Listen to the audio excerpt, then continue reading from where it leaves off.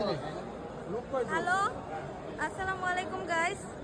এতদিন জানতাম যে কাস্টমসে গোল্ডের জন্য কাস্টম পে করতে হয়, মোবাইলের জন্য করতে হয়, কোনো ব্যাটারি জাতীয় কিছু থাকলে তার জন্য করতে হয়। বাট এই যে সাধারণ চকলেট আর ড্রেস আপ বেবিদের এগুলার জন্য যে 50, 60, 70 হাজার দিরহাম পে করতে হয়, এগুলো আসলে আমার জানা ছিল না। ডক্টর ইউনূস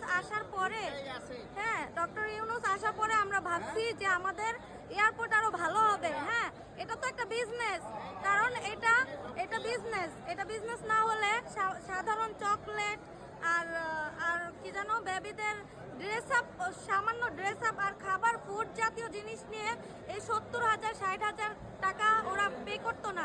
এত টাকা দিয়ে তো আমরা বাইরে থেকে বিদেশ থেকে নিয়েও আসি না, তাহলে এটা একটা হয়রানি।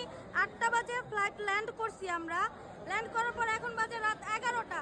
হ্যাঁ, এটা হয়রানি না? প্রত্যেকটা মানুষকে কেন এটা হয়রানি করা হচ্ছে? এই যে স্লিপগুলো দেখেন আপনারা। করছে